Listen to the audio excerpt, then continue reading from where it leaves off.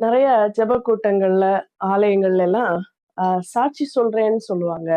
ஏன் நீங்க கூட ஒருவேளை சாட்சி சொல்லியிருக்கலாம்.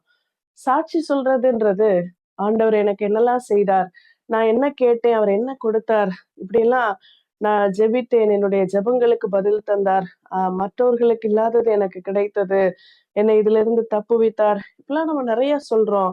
இதை சாட்சி என்று நாம் சொல்றோம். பரவால்ல. இதுவும் ஒரு வகையில பிறரை ஊக்கப்படுத்தும் தான். ஆனா, நாம் சொல்வதை விட வாழ்ந்து காட்டுவதுதான் அற்புதமான சாட்சின்றத வசனம் நமக்கு விளக்கி சொல்லுது. Witness is not what you say but how you live. நீங்கள் என்ன சொல்கிறீர்கள் என்பது சாட்சி அல்ல, நீங்கள் எப்படி வாழ்கிறீர்கள் என்பதுதான் சாட்சி. மத்தேயு 5:6-7 மலை பிரசங்கம்னு சொல்றோம். ஆண்டவர் மிக அருமையான நம் கிறிஸ்தவ வாழ்க்கையில கடைபிடிக்க வேண்டிய காரியங்களை தெளிவா எளிமையா அதுல கற்றுத்தராரு.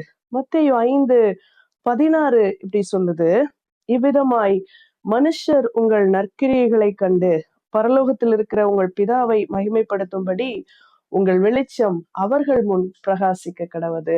உங்களுடைய நற்கிரியைகளை கண்டுதான் அவர்கள் பிதாவை மகிமைப்படுத்த முடியும்.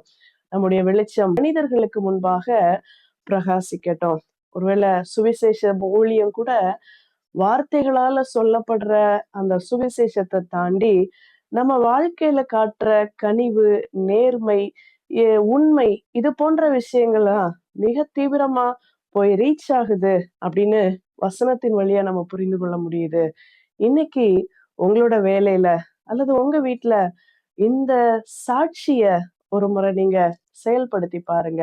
எப்படி நீங்க ஆண்டவருடைய குணாதிசயத்தை இந்த உங்களை சுற்றி இருக்கிறவர்கள் முன்பாக காட்ட போறீங்க? கிறிஸ்துவ வெளிப்படுத்துற நடவடிக்கைகள் என்ன செய்ய போறீங்க? யோசிச்சு பார்ப்போம். ஆண்டவருடைய இந்த சாட்சி என்பது நாம வெளிப்படுத்துகிற கிரியைகள்ல இருக்கு. நம்முடைய உண்மை, நம்முடைய நேர்மை, நம்முடைய அன்பு, நம்முடைய சமாதானம் போன்ற காரியங்கள்ல தான் அது இருக்கு. இன்னைக்கு நம்ம வெளிச்சம் அவர்களுக்கு முன்பாக பிரகாசிக்கும்படி ஏதாவது ஒரு காரியத்தை செய்வோமா? God bless you.